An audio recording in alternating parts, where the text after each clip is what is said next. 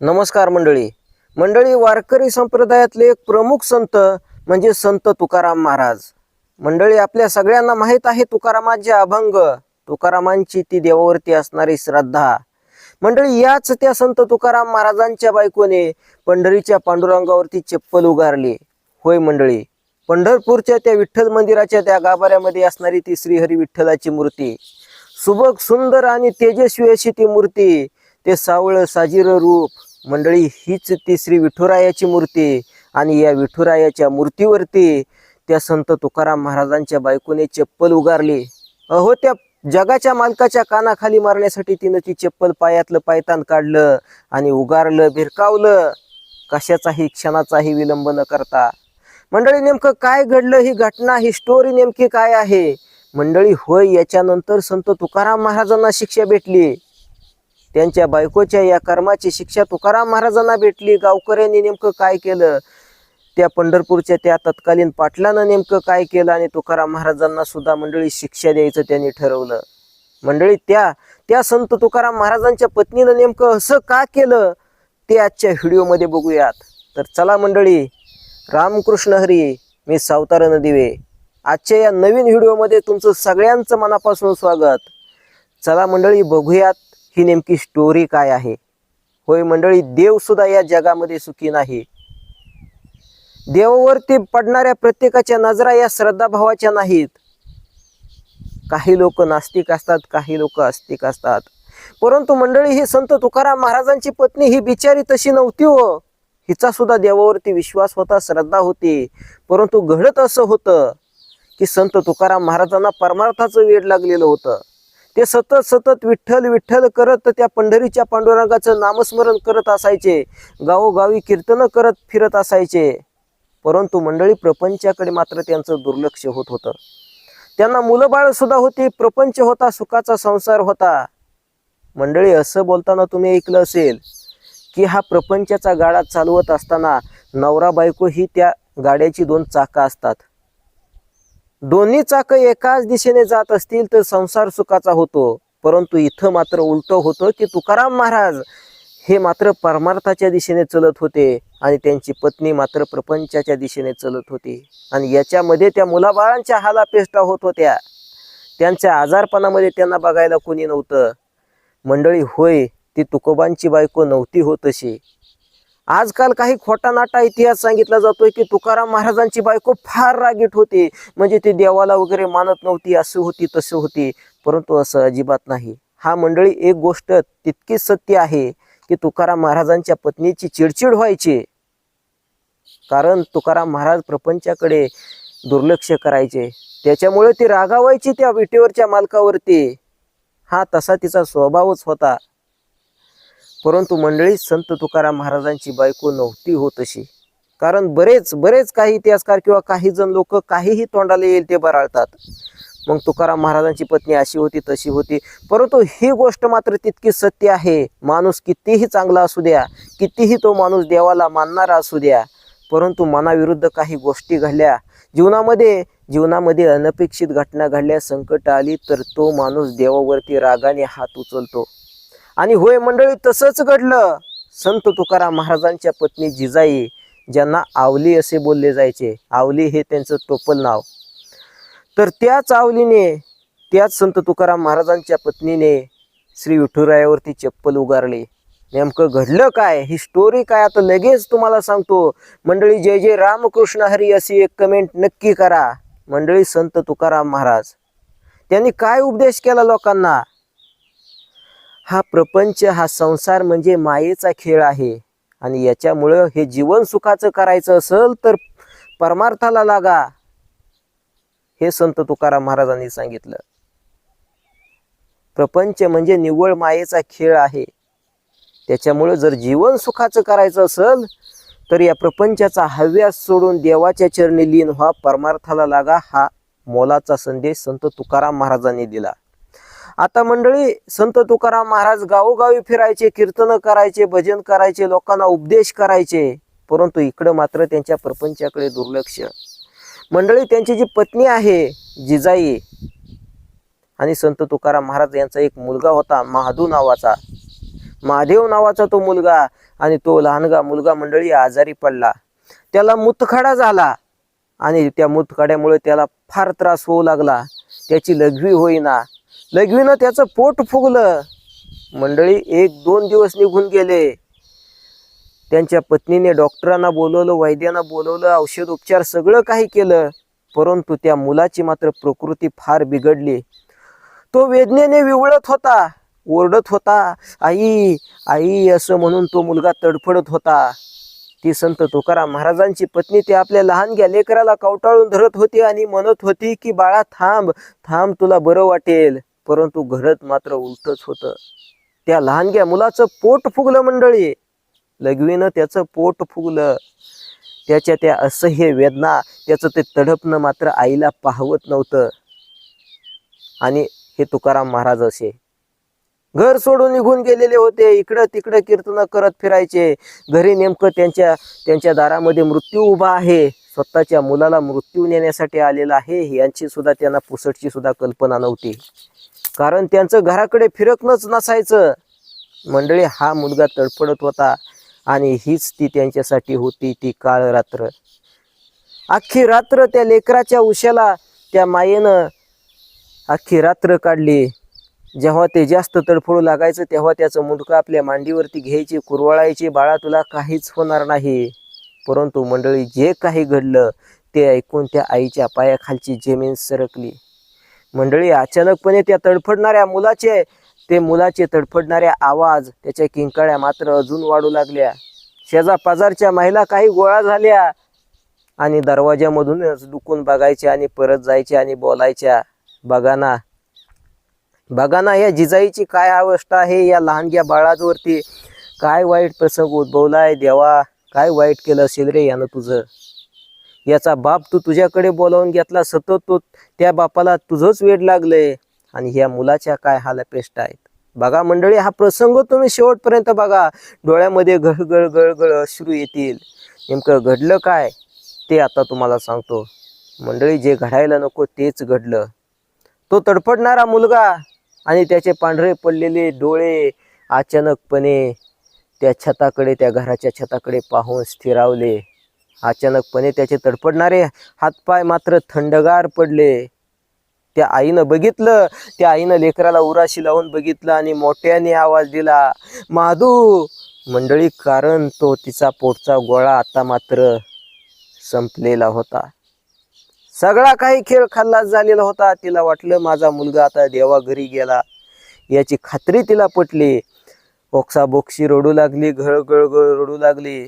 त्या देवाला अपशब्द बोलू लागली, काय रे देवा काय केलं रे. त्या पांडुरंगाला सुद्धा मंडळी ते वाईट साईड बोलू लागली, अरे काळ्या विठ्ठला काय तू माझ्या हे पदरी वाढलंस. या लेकरानं काय तुझं पाप केलं होतं रे, काय केला होता तुझा गुन्हा माझ्या लेकरानं माधून, ज्याला तू घेऊन गेलास. त्याच्या बापाला तर तू कायमच तुझं केलंयस, आता नाही, आता याचा फैसला होणार. असं बोलत त्या एका हाताला धरून त्या निश्चिंत शांत पडलेल्या त्या मुलाला त्या आईनं उचललं आणि मंडळी ते गावाच्या मध्यभागी असणाऱ्या त्या श्री पंढरीनाथाच्या त्या पांडुरंगाच्या मंदिरामध्ये आली. अगदी वाऱ्यासारखं रणचंडीसारखं रूप तिनं धारण केलेलं होतं. केस उडत होते, रागाने डोळे विस्पारलेले होते, रागाने शरीर थरथर कापत होतं आणि त्या लेकराला, त्या शांत धरणीवरती पडलेल्या लेकराला तिने ओढून उचलून काकेमध्ये घेतलं आणि ती धावत होती. त्या पंढरीनाथाच्या त्या गाभाऱ्याकडे मंदिराकडे गेली. त्या मंदिरामध्ये तिचा तो आक्रोश पाहून आजूबाजूचे लोक पाहू लागले, वाटसर पाहू लागले. असं तो दुःखाचा डोंगर तिच्यावरती कोसळला होता, त्या माईवरती त्या आईवरती कोसळलेला होता. लोक बोलत होती, अरे रे रे काय वाईट वेळ आली रे. बघत होती लोक तिच्या मागे, जाऊ लागली नेमकं काय होतंय आणि काय चालवलंय. या बाईनं तर त्या मुलाला त्या विठ्ठलाच्या मंदिरामध्ये त्या गाभाऱ्यामध्ये घेऊन चाललीये. त्या मुलाचा बहुतेक प्राण निघून गेलेला आहे. आता याची त्यांना खात्री पडली. ते बोलले की अरे ही मंदिरामध्ये आता कशाला येतेय, आता त्या लेकराच्या अंत्यविधीची वगैरे तयारी करू द्यात. ते सगळेजण तिच्या पाठोपाठ गेले, बघू लागले. त्या जिजाईने म्हणजे संत तुकाराम महाराजांच्या बायकोने ते लेकरू त्या विठ्ठलाच्या गाभाऱ्यामध्ये नेलं आणि देवाच्या समोरच ते काखेमध्ये असणारं लेकरू त्या फरशीवरती फेकून दिलं. आपटलं रागाने आणि एकदम वाईट साईड बोलू लागली, अरे काय रे काळतोंड्या विठ्ठला, माझ्या लेकरानं काय पाप केलं होतंच रे. अरे असा कसा विठ्ठला माझ्या मागे हात धुवून लागलास रे. तिकडं माझ्या नवऱ्याला याड लागले म्हणून तुझ्या नावाचं, ते गावभर बोंबलत फिरतय. माझ्या प्रपंचाचा तू खेळ खंडोबा मांडलास आणि इथं मात्र माझ्या या लेकरा बाळांना सुखानं जगू सुद्धा देईनास रे. अशा पद्धतीने वाईट साईड बोलत होती त्या विठ्ठलावरती. अक्षरशः मंडळी ती इतकी लालबुंद झाली. शेवटच्या क्षणी ती एवढंच बोलली की अरे तू माझ्यासाठी देव नाहीस रे, माझा संसार प्रपंच मोडणारा तू माझ्यासाठी वैरी आहेस. अशा पद्धतीने क्रोधानं ती जिजाई बोलली. तिनं पायामधली चप्पल काढली, तिनं बघितलं त्या विठ्ठलाच्या सावळ्या मूर्तीकडे आणि ती चप्पल जोराने त्या विठ्ठलाच्या त्या कानाखाली मारण्यासाठी हवेमध्ये उगारली. आणि काय मंडळी, क्षणार्धामध्ये वेळच थांबली. होय, क्षणार्धामध्ये वेळ काळ सगळं काही थांबल्यासारखं झालं. ती हातामध्ये उगारलेली चप्पल हातामध्येच राहिली, तिचा हात वरती तसाच स्थिरावला. आणि इकडं मात्र तिच्या कानावरती आवाज आला, आई. म्हणजे ते लहान लेकरू मंडळी, जे तिनं मेलंय असं समजलं होतं ते लेकरू बोललं आई. हातपाय हलू लागलं, तडफडू लागलं पुन्हा एकदा. आणि परत त्याचं ते फुगलेलं पोट मंडळी मोकळं झालं. होय, त्या मुलाची लघवी झाली. आणि आता मात्र ती आई रडत रडत तिनं ती पायातली चप्पल, ती तुटकी चप्पल खाली टाकली, त्या लेकराला कडेवरती उचलून घेतलं. आणि मंडळी ती आई हुंदके देत पुन्हा एकदा रडू लागली. त्या मुलाला संपलंय सगळं काही. तो मुलगा आता देवाघरी गेलाय असं तिनं धरून चाललेली होती, परंतु तो मुलगा आता मात्र जिवंत झालेला होता. बघा मंडळी, पुढं जे काय घडलं ते ऐकल्यानंतर मात्र मंडळी, ते ऐकल्यानंतर तुमच्या डोळ्यामध्ये गळगळ गळ अश्रू येतील. ती बाहेरची जी मंडळी होती, हे सगळं काही हिचं बोलणं वगैरे ऐकत होती. त्या लोकांनी काही गावातल्या प्रत्यक्ष बघितलं की त्या विठ्ठलाच्या मूर्तीवरती या तुकाराम महाराजांच्या बायकोने चप्पल उगारली. आता ते एकाचं दोन करून एकमेकांमध्ये सगळे बोलू लागले. आणि ही बातमी त्यांनी गावच्या पाटलाकडे पोहोचवली. पाटील म्हणजे फार रागीट माणूस, अंगाने दृष्टपृष्ट रांगडा गळी, रुबाबदार पिळदार मिश्या, डोळ्यामध्ये वेगळंच तेज. आणि जेव्हा पाटील एखाद्यावरती रागवायचा तेव्हा समोरचा माणूस नुसता चळ कापायचा. आणि असाच तो पाटील त्या पाटलाकडे सगळ्यांनी खबर दिली की संत तुकाराम महाराजांच्या बायकोने अशुभ केलं. तिच्या त्या लेकराला घेऊन फरफटत त्या विठ्ठलाच्या मंदिरामध्ये गेली, फरशीवरती आपटलं, तिथपर्यंत ते ठीक आहे. तिच्या पोटचं लेकरू ती मारून का टाकेना, परंतु तिनं या जगाच्या मालकावरती चप्पल उगारली. ही बातमी मात्र त्या पाटलापर्यंत पोहोचली. पाटील रागाने लालबुंद झाला. अरे लगेच थोड्या वेळाने त्या तुकारामाला घ्या बोलवून इकडं. त्या पाटलानं हुकूम सोडला. गावातली बरीचशी लोक जमा झाली. त्या ठिकाणी तुकाराम महाराजांना बोलवलं. तुकाराम महाराजांची बायको त्या ठिकाणी बोलवली. आता ती सगळी लोक, सगळी मंडळी, पंच कमिटी जमा झाली. तुकाराम महाराजांना वाईट साईड बोलू लागली. आणि तो जो पाटील आहे थोडासा पुढे सरसावला आणि बोलला, अरे तुकारामा, तुझ्या बायकोने हे वाईट केलं, पाप केलं, अनर्थ केला. आता तुला आणि तुझ्या कुटुंबाला एकालाही या गाभाऱ्यामध्ये, या विठ्ठलाच्या या पवित्र मंदिरामध्ये अजिबात येता येणार नाही. चला चालता हो, निघा. परत इथं जर दिसला तर तांगड्याच तोडतो एकेकाच्या, असं तो पाटील रागाने बोलला. अजिबात या विठ्ठलाच्या मंदिरामध्ये तुम्ही पाऊल सुद्धा टाकायचं नाही. त्या जगाच्या मालकावरती हात उगारते म्हणजे काय? इथपर्यंत मजल गेली तुकारामा तुझ्या बायकोची. तुझ्या बायकोला तुला सांगता येत नाही, दापायला येत नाही, अशा पद्धतीने ते तुकारामाला बोलू लागले. अरे तुझी चिडकी बायको असेल, रागीट बायको असेल, ती तुझ्या घरामध्ये लखलाभ. इकडं या गाभाऱ्यामध्ये, इथं या जगाच्या मालकाच्या या मंदिरामध्ये तिला अजिबात प्रवेश नाही आणि तुला, तुझ्या कुटुंबाला कोणालाही प्रवेश असणार नाही. चल चालता हो, तू तर गावाच्या बाहेर निघ. अशा पद्धतीने दरडावून तो पाटील बोलला. तुकाराम महाराज मात्र शांतपणे सगळे काही ऐकत होते. आणि शेवटी तुकाराम महाराजांनी मान वळवली. ती मान कायमची वळवली. त्यांनी ठरवलं की आता नाही इकडे यायचं. त्यांनी थेट गाठला रस्ता तो भंडारा डोंगराचा. आणि त्या डोंगर रानमाळाच्या दिशेने ते निघाले. तुकाराम महाराज सरळ चालत होते. बायको मात्र आता मान खाली शर्मेने घालून घरी निघून गेली. तिला मात्र फार पश्चाताप होत होता. ज्या देवाला तिनं नावं ठेवली देवा तूच माझं कैवारी नाहीस रे, तू माझा वैरी आहेस, असं ती ज्या विठ्ठलाला बोलली, त्याच विठ्ठलानं तिचा मृत मुलगा तिच्या नजरेसमोर जिवंत केलता असं म्हणायला हरकत नाही. मंडळी, त्या तुकाराम महाराजांच्या पत्नीला असं वाटलं होतं की तिचा मुलगा आता मेलेला आहे, सगळं काही संपलेलं आहे, परंतु त्याच्या देहामध्ये प्राण परत आला असं म्हणायला हरकत नाही. आता ती घरी गेली. तुकाराम महाराज त्या डोंगराच्या दिशेने निघून गेले. 1-2 दिवस निघून गेले. या मात्र जिजाईंना तुकाराम महाराजांच्या पत्नीला आता पश्चाताप होऊ लागला. तुकाराम महाराजांच्या पत्नी तुकाराम महाराजांना भेटायला निघाल्या. बघा मंडळी, इथनं पुढं खरा प्रसंग सुरू होतोय. हा प्रसंग ऐकल्यानंतर मात्र तुमच्या डोळ्यामध्ये घळ घळ घळ अश्रू येतील. अगदी काळीज गोठून टाकणारा प्रसंग आहे. इथून पुढे नेमकं काय घडलं फक्त तुम्ही ऐका.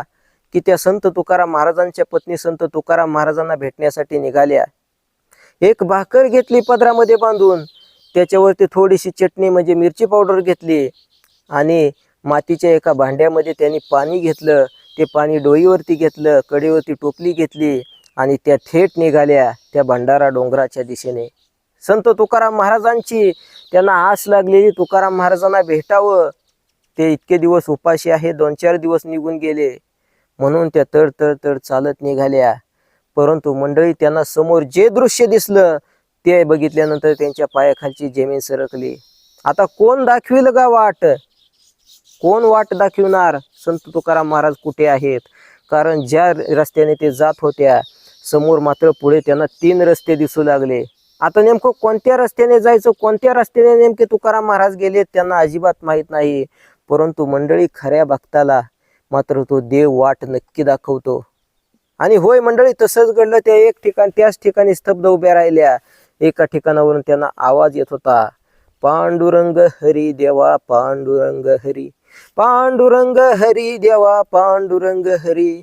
एका वाटेच्या त्या रस्त्याच्या दिशेने त्यांना आवाज येत होता आणि त्यांना आवाज ओळखीचा वाटला की हेच आहेत आमचे तुकाराम महाराज. त्या रस्त्याने ते गरकन वळले आणि तड तड तड चालत जाऊ लागल्या. अनवाणी पायाने, चप्पल तुटलेली त्याच्यामुळे अनवाणी पायाने त्या चालत होत्या. मंडळी, दगड गोट्यांचा रस्ता, काट्या कुट्यांचा रस्ता, डोईवरती ते पाण्याचा घडा आणि बाजूला मात्र पदराच्या आळती भाकरी, आणि ते घेऊन त्या चालत निघाल्या. आणि मंडळी, जात असताना त्यांचा पाय एका काट्याच्या फांजरावरती पडला. बाबळीचा तो लांबलचक काटा त्यांच्या पायामध्ये टचकन रुतला. आई ग अशा म्हणून त्या किंचाळल्या. डोईवरचा तो पाण्याचा घडा खाली पडला, तो घडा फुटला, पाणी सांडून गेलं. आता त्या खालती बसल्या, काटा काढायचा प्रयत्न करू लागल्या. परंतु जसा काट्याला हात लावल तसा वेदनेचा एक शहारा त्यांच्या शरीरामध्ये जायचा. फार तीव्र अशी वेदना त्यांना व्हायची.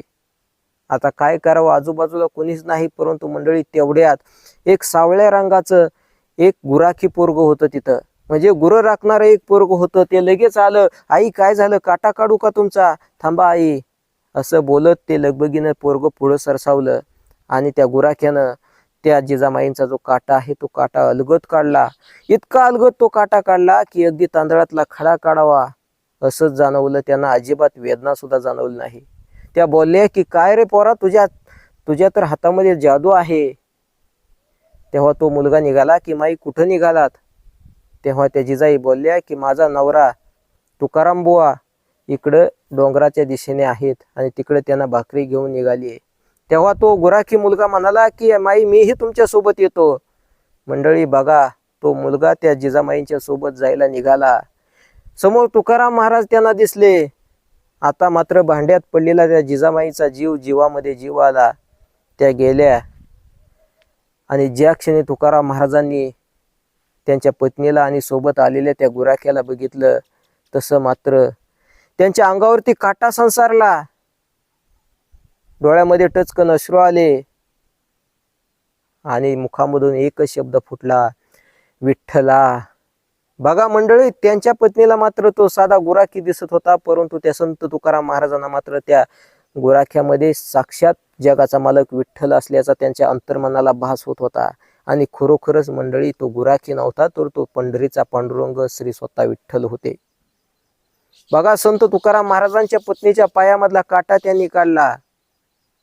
ते संत तुकाराम महाराजांना त्या बायकोने सगळी काही त्यांच्या बायकोने हकीकत सांगितली. मी अशा अशा पद्धतीने आली, माझ्या पायामध्ये काटा रुतला, हे सगळं काही सांगितलं. तुकाराम बुवा बोलले की आवळे बघ, त्या जगाच्या मालकानंच तुझ्या पायामधला काटा काढलाय बघ. आता मात्र याच्यामध्ये फार वेगळं असं त्यांच्या बायकोला काही वाटत नव्हतं. त्यांना तर तो साधा गुराखी दिसत होता. ठीक आहे, तुकाराम महाराज इतके परमार्थामध्ये बुडालेले आहेत, देवाचं त्यांना वेड लागलेलं आहे, त्याच्यामुळे ते असेच बोलत आहेत असं त्यांना वाटायचं. परंतु खरा चमत्कार मंडळी, इथून पुढे मात्र खरा चमत्कार घडला. आता मंडळी त्या ठिकाणी त्या पदराच्या आड असणारं ते छोटंसं टोपलं होतं, ते टोपलं त्या जिजामाईने बाहेर काढलं. त्याच्यामध्ये फक्त एक भाकरी त्यांनी तुकाराम महाराजांसाठी आणलेली होती. आता मात्र जेवणासाठी त्या ठिकाणी दोघं तिघ जण होते. म्हणजे तो गुराखीही त्यांच्या सोबत होता. तोही बोलला की मलाही जेवायचं आहे. दुपार सरत आलेली होती. त्या ठिकाणी ते जे भाकरी आहे ती अर्धी भाकरी त्या तुकाराम महाराजांच्या पत्नीने मोडली आणि दोन्ही भाकरीवरती थोडी थोडी ती चटणी, ती जी मिरचीची पावडर आहे ती ठेवली आणि त्या गुराख्याला म्हणजे साक्षात त्या जगाच्या मालकाला ती अर्धी भाकर दिली आणि अर्धी भाकर तुकाराम महाराजांना दिली. आता मंडळी तुकाराम महाराजांना मात्र फार भूक लागलेली होती. त्यांनी ती अर्धी भाकर लगेच खाल्ली आणि परत बोलले की अगं आवले, अजून भाकर असेल तर दे, अजून मला भूक लागली. आता मात्र त्यांच्याकडे अजिबात त्या टोपलीमध्ये भाकर नव्हती. त्या बोलल्या की धनी, भाकर नाही अशा त्या चाचपटू लागल्या. परंतु मंडळी तो जो गुराखी पोरगा होता तो मात्र एकदम विलक्षण असा हसू लागला. तो हसला आणि बोलला की माई आहे भाकर टोपलीमध्ये बघ. काय मंडळी, त्या पोरानं त्या टोपलीकडे फक्त त्या गुराख्याच्या रूपाने आलेल्या त्या विठ्ठलानं नजर टाकली आणि त्या पदराच्या आड असणारी टोपली त्या जिजाबाईंनी उघडून बघितली तर त्याच्यामध्ये अजून भाकऱ्या होत्या. ती टोपली भाकरीने गच्च भरलेली होती. हा काय चमत्कार म्हणायचं मंडळी. आता मात्र त्यांना समजून चुकलं की आपले जे पत्ती बोलतायत म्हणजे तुकाराम महाराज जे बोलतायत की हाच हा गुराखी म्हणजे सावळा विठ्ठल आहे, हाच माझा पांडुरंग आहे आणि खरंच की काय ह्यो देवाचा साक्षात्कार आहे, हा देव तर नाही असं त्यांना वाटू लागले. मंडळी अजून थोडा वेळ गेला. आता मात्र ते भाकरी खाऊन त्यांनी फस्त केल्या आणि आता वेळ आली पाणी प्यायची. त्यांना तहान लागली. वाटेने येत असताना तो पाण्याचा घडा तर तो काटा रुतल्यामुळे डोक्यावरून खाली पडलेला होता. आता पाणी कुठून द्यायचं. मंडळी तो जो गुराखी होता त्याने एका दगडाकडे बोट केलं आणि बोलला की त्या दगडाखाली आहे पाणी. त्या जिजाई उठल्या आणि तो गुराखी बोलला की त्या दगडाखाली पाणी आहे, पाणी प्या, माझी गुरे निघून जातील असे म्हणून वाऱ्याच्या वेगाने तो गुराखी त्या जंगलामध्ये निघून गेला, दिसेनासा झाला. या जिजामाई मात्र थोड्याशा पुढे सरसावल्या. ज्या दगडाकडे त्या गुराख्याने बोट केलं तो दगड बाजूला सरला आणि काय आश्चर्य मंडळी, त्या दगडा खालून पाणी उकळू लागलं. तो दगड जसा बाजूला केला तसं त्या दगडाच्या खालून पाण्याचा झरा खळ खळ खळ तो छोटासा झरा वाहू लागला. त्या ठिकाणी तुकाराम महाराज पाणी प्यायले. त्यांचं मन तृप्त झालं आणि इकडं मात्र या जिजाबाई मात्र त्यांच्या पत्नी मात्र विचारामध्ये पडल्या की तोच तो पांडुरंग, तोच तो विठ्ठल, तो जगाचा मालक त्या गुराख्याच्या रूपाने भेटला. तो गुराखी म्हणजे सामान्य माणूस नव्हता तर तो साक्षात श्री हरी विठ्ठल होता. याची खात्री मात्र आता मंडळी त्यांना पटली. तर बघा मंडळी, संत तुकाराम महाराजांची पत्नी आणि त्यांच्या संबंधित हा जो एक प्रसंग आहे तो आजच्या व्हिडिओमध्ये तुमच्यापर्यंत पोहोचवायचा प्रयत्न केला. बघा मंडळी, संत तुकाराम महाराज हे परमार्थाचं त्यांना वेड लागलेलं होतं. त्यांनी लोकांना तोच संदेश दिला की संसार म्हणजे फक्त मायेचा खेळ आहे आणि याच्यामुळे हे जीवन, या जीवनामध्ये सुख, खरं सुख मिळवायचं असेल तर तो संसाराचा हव्यास सोडा आणि परमार्थाला लागा, देवाच्या चरणावरती लीन व्हा. हा एक फार मोलाचा उपदेश संत तुकाराम महाराजांनी केला. तर मंडळी, हा प्रसंग तुम्हाला कसा वाटला नक्कीच मला सांगा. भेटूया आता पुढच्या एखाद्या नवीन व्हिडिओ सोबत. जय हरी विठ्ठल, जय जय रामकृष्ण हरी.